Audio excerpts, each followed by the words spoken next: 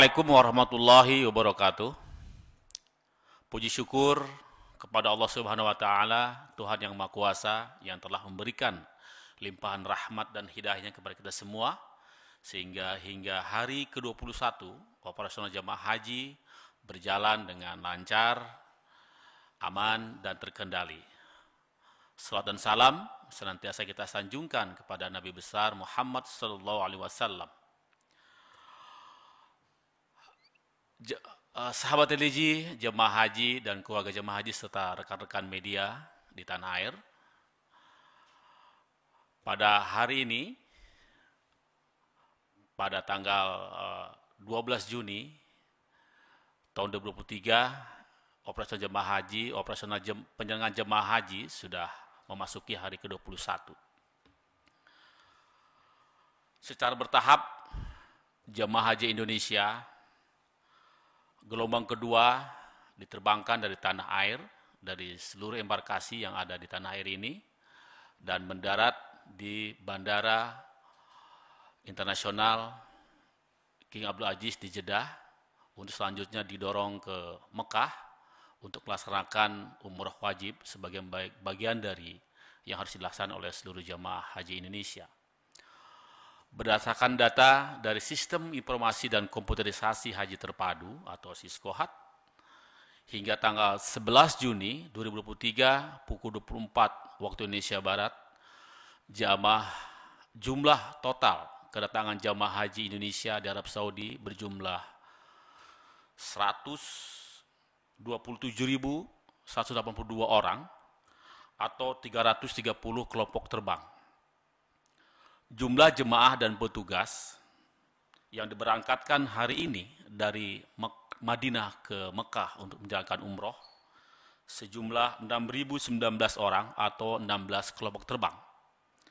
Adapun total jemaah haji yang masih berada di Madinah yang tentu sedang melaksanakan ibadah arba'in yaitu sebanyak 35.869 jemaah yang tergabung dalam 94 kloter. Jemaah dan petugas yang masuk asrama haji hari ini, tanggal 12 Juni 2023, untuk selanjutnya diberangkatkan ke Tanah Suci berjumlah 7.077 orang dengan rincian sebagai berikut. Embarkasi Batam, BTH, berjumlah 374 orang atau satu kelompok terbang. Kemudian embarkasi Padang atau PDG, berjumlah 393 orang atau satu kloter. Dilanjutkan embarkasi Palembang atau PLM sejumlah 360 orang atau satu kelompok terbang. Embarkasi Jakarta Pondok Gede atau JKG sejumlah 393 orang atau satu kelompok terbang. Kemudian embarkasi Jakarta Asrama Haji Bekasi sejumlah 814 orang atau dua kelompok terbang. Kemudian embarkasi Solo atau SOC sejumlah 1.440 orang atau 4 kelompok terbang. Kemudian embarkasi Surabaya SUB 1.750 orang atau 4 kloter. Dilanjutkan dengan embarkasi Lombok atau LOP 393 orang, satu kelompok terbang. Embarkasi Kertajati di Majalengka 374 orang atau satu kelompok terbang. Dan yang terakhir dari embarkasi Makassar UPG sebanyak 796 orang atau dua kelompok terbang. Jumlah jemaah sakit di Madinah yang dirujuk sebanyak 94 orang dengan rincian rawat inap atau rawat jalan di Klinik Kesehatan Haji Indonesia di Madinah sebanyak 8 orang, kemudian rawat inap di KKHI Madinah sebanyak 37 orang, dan jamaah yang dirawat di Rumah Sakit Arab Saudi di Madinah sejumlah 49 orang. Terdapat satu jamaah yang meninggal dunia atas nama Rais Tuharea asal kloter UPG 19, sehingga jumlah jemaah haji yang wafat di Madinah hingga hari ini berjumlah 26 orang. Selanjutnya, jumlah jemaah sakit yang di Makkah dan yang dirujuk sebanyak 186 orang dengan rincian rawat jalan di KKHI Makkah sebanyak 42 orang, kemudian yang dirawat inap di Klinik Kesehatan Haji Indonesia di Makkah sebanyak 108 orang, dan yang dirawat inap di Rumah Sakit Arab Saudi di Makkah sebanyak 36 orang. Kemudian terdapat 4 jamaah haji yang meninggal di Makkah atas nama Nining Sapni asal kloter KJT 11, kemudian Nur Zainuddin Ahmad Darun asal kloter PLM atau asal embarkasi Palembang, kelompok tergabung dalam kelompok 03, kemudian Sitiowati Darso Sunarno Kartosutomo asal kloter BPN 01, dan yang terakhir Sumadi Sumardariu asal kloter JKS 05. Sehingga sampai dengan saat ini jumlah jamaah yang wafat di Makkah sebanyak 18 orang. Sehingga secara keseluruhan jumlah yang wafat hingga sampai saat ini yang di Arab Saudi ya tentu sejumlah 48 orang. Dan sesuai ketentuan jamaah yang wafat akan dibadal hajikan. Sahabat religi, keluarga jamaah di tanah air, tahun ini jemaah lanjut usia atau lansia yang berangkat haji sebanyak 66.000 orang lebih atau 30% dari kuota haji Indonesia.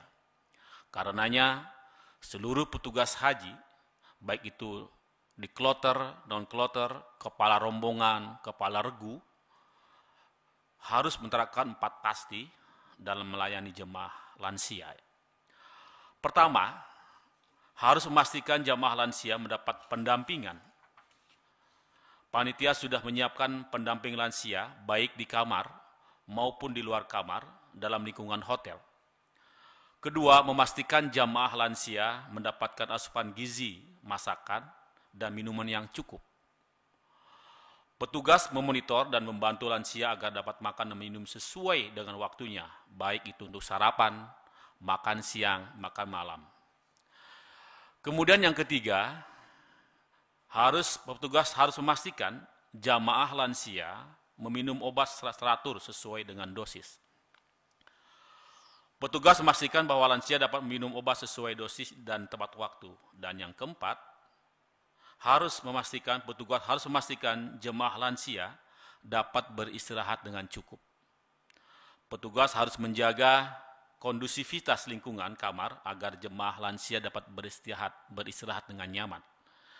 Selain petugas, tentu keikutsertaan dan kepedulian jemaah lainnya, khususnya jemaah yang lebih muda dan sehat, sangat diharapkan dalam menjaga dan memperhatikan jamaah lanjut usia. Saat ini suhu di Madinah berkisar 30-40 derajat Celcius. Sedang di Makkah mencapai 32-42 derajat Celcius. Kami menghimbau kepada jamaah, khususnya jamaah lanjut usia dan juga jamaah kategori risiko tinggi, untuk senantiasa menjaga kesehatan, meminimalisasi aktivitas yang menguras tenaga. Ibadah salat wajib bisa dilaksanakan di kamar hotel, di musala hotel atau masjid yang terdekat dengan hotel. Kemudian selama di Masjid Damawi dan Masjidil Haram, kemudian di bandara, di hotel, dan di embarkasi, bila membutuhkan bantuan petugas, jamaah haji untuk jangan sungkan meminta bantuan petugas. Seluruh petugas yang berada di Tanah Suci akan senantiasa siaga dan siap untuk melayani jamaah selama 24 jam. Sahabat religi, jamaah haji, keluarga jamaah haji, dan rekan-rekan media yang kami hormati,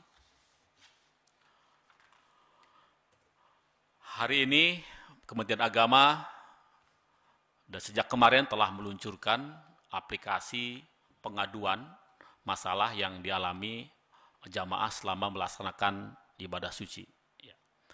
Aplikasi ini dapat membantu jamaah untuk menyampaikan persoalan-persoalan yang terkait dengan layanan yang diterima selama di Tanah Suci.